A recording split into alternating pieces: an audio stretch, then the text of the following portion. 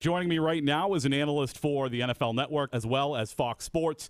He is Charles Davis, in my opinion, about as good as an NFL analyst as you can find. Charles, how are you tonight, man?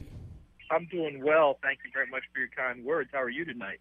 I'm doing very good. Listen, I want to start things out here in Tampa Bay.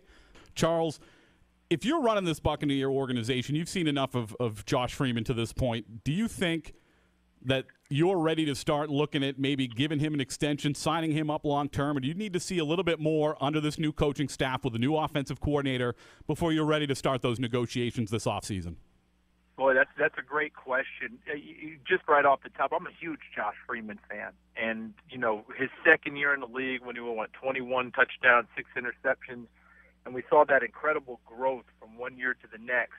And knowing the character of Josh Freeman, I expected things to keep ascending. Last year, I felt like it was an aberration because the whole team kind of went in the tank. It wasn't just him. I thought he played hurt a lot last season. We didn't talk about that very much. And then when I watched this offseason, he actually tapped me on the shoulder at an event in Los Angeles. I turned around. I almost didn't recognize him, Pat. And, with the weight loss and the whole deal, it felt like, if he needed to be rededicated, which I'm never really convinced about with him because I never think that he's not dedicated, I thought I saw the evidence there.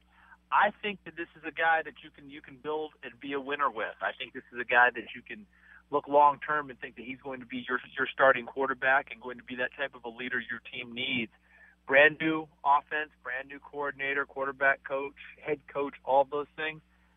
Even though the one-loss record isn't what Tampa Bay wants, I do believe they're headed in the right direction. I would think very hard about locking up Josh Freeman for the long term. When you look at Coach Schiano, there's been a little bit of controversy around him, from the kneel-down play to this week with the shift on the field goal attempt. From the outside looking in, you're obviously you are close to Tampa Bay, but you're around the country covering football. From the outside looking in, what are your initial thoughts? What are your initial impressions of Coach Schiano? Well, I knew what they were getting. Having been around the college game for so long, I never had a game of his. But, when you're in the business, people talk. You talk to different people. I knew what they were getting. He was exactly what Tampa was looking for. They were looking for a lot more of a disciplined coach.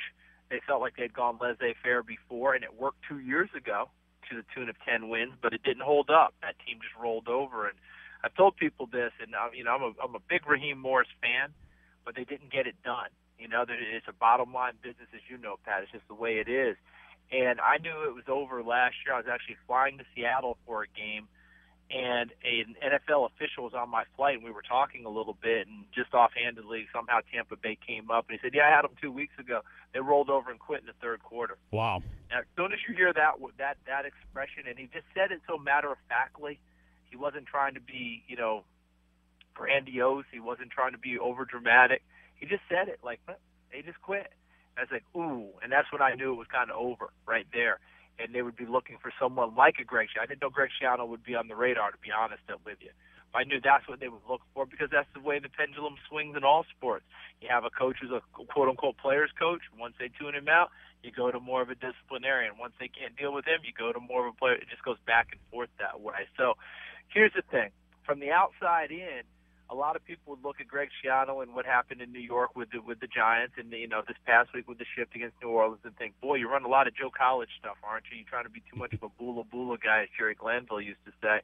But you have a number of coaches and people who are in the know in terms of football from the outside in who are saying, just because you're used to doing it a certain way and you've gotten comfortable and you think, well, we're all going to play brother-in-law with each other, here comes a guy shaking it up, trying to win games, trying to show his team that they're going to fight to the end.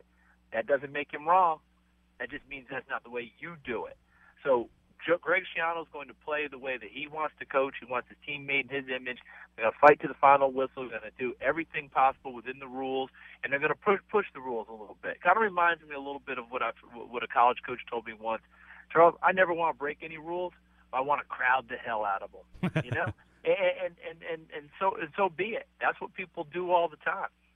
When you think about the way the game is played, have you ever heard of an NFL team giving back something because of a bad call that benefited them, or if they got away with something where they didn't see a guy step out of bounds, and all those sorts of things. I'm giving you basic little things, but you know what I'm talking about. You've never seen an NFL team come back and go, something, that call Yeah, we can't take the win.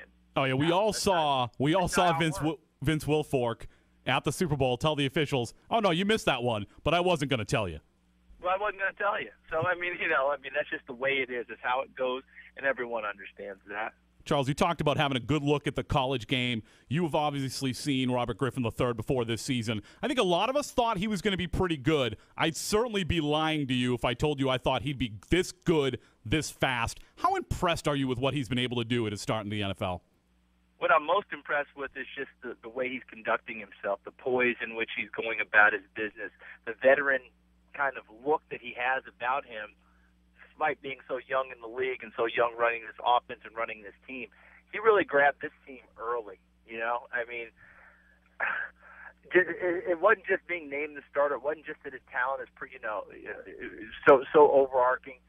It's just him coming in and learning the playbook and learning how to get around town and learning how to, fit with these veteran guys who are looking to him and saying, I know you're supposed to be the Messiah, but you still have to prove it. Well, to me, they grabbed onto him before he ever took a snap. Mm-hmm. And you know how hard that is to do in that league, Pat. That is very difficult to do. You have to really prove yourself more than anything. I think back to Peyton Manning at Tennessee, the first time he ran into the huddle in the game, he jumped in, all right, guys, let's go, let's move it, whatever.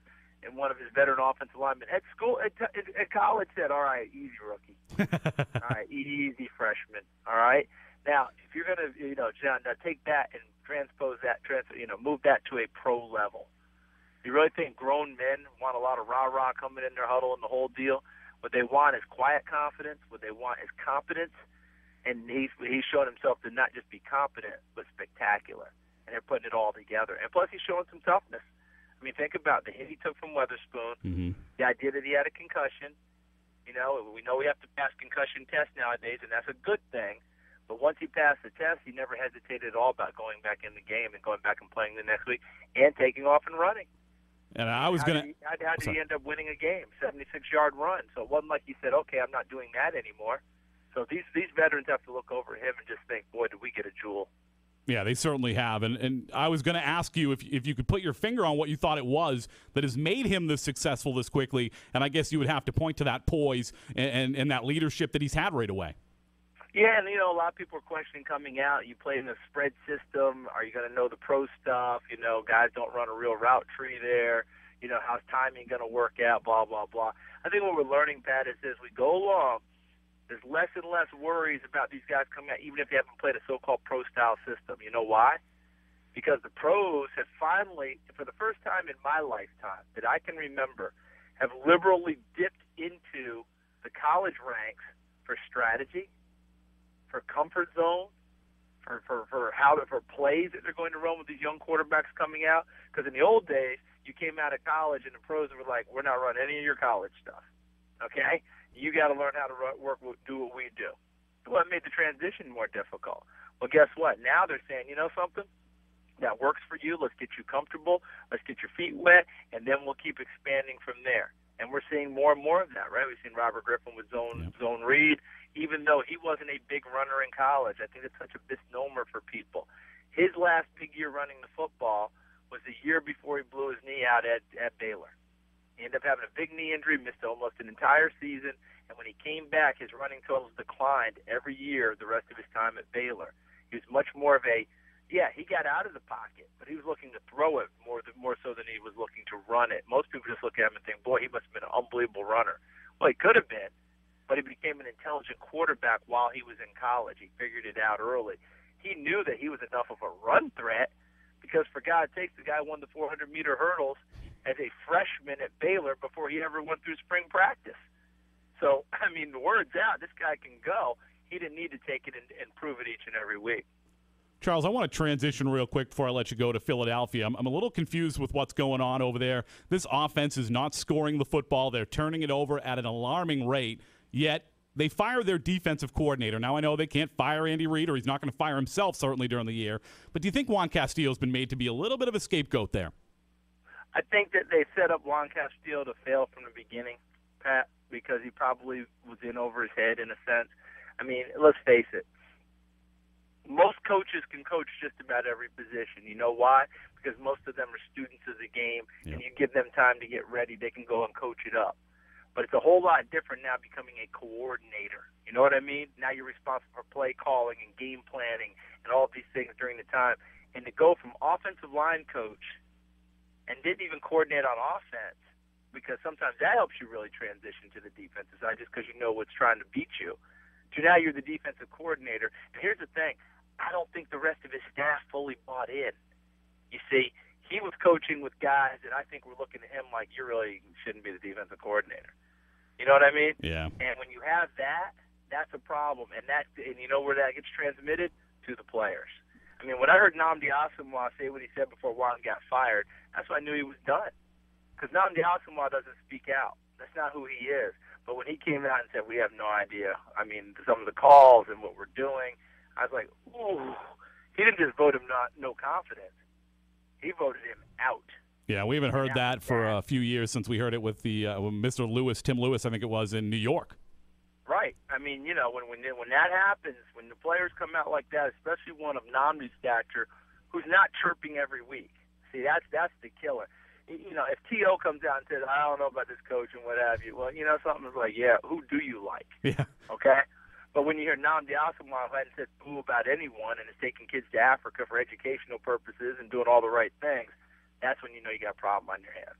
And unfortunately for Juan, who's a terrific coach, a terrific player, would do anything for Andy Reid, as you said, it just something had to happen. Andy had to do a shakeup, and Andy calls the plays on offense, so he's not firing his offensive staff. And a couple of questions I want to kind of throw at you last is Michael Vick, again, is a big part of the turnover problem there. Do you think if this continues, Andy Reid knows he's playing for, or coaching, I should say, for his job.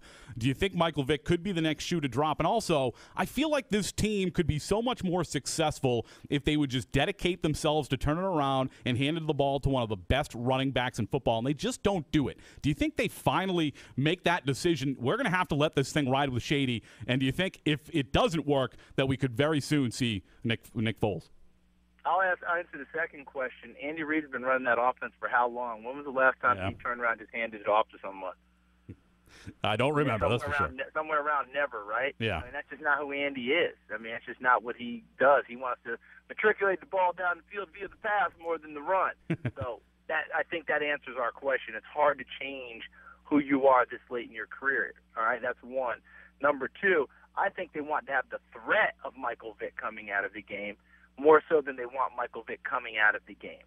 They want to try and shake him up somehow, make him work harder, make him hang on to the football, make him do all those things. But if you want to really say, okay, you're going to take Michael Vick out, who's the quarterback? Nick Foles? Yeah. So Andy Reid's going to battle now for his job in a playoff spot with a rookie out of Arizona who's not very mobile. I guess my question is if it starts to look like I just don't see it as, I don't see that as being a huge threat, because if he's going to end up benching Michael Vick, he's probably not making the playoffs anyway. Yeah. Now we've got bigger issues going on. Well, you spoke about somebody else being a student of the game before, Charles. You certainly are as well, and we appreciate you coming on so much tonight. Hey, thank you for having me. It's greatly appreciated. I hope continued success to you, and keep doing the great job you do, okay? Well, thank you, Charles, and hopefully we'll speak to you soon. Thank you. You take care. Joining me right now is an analyst for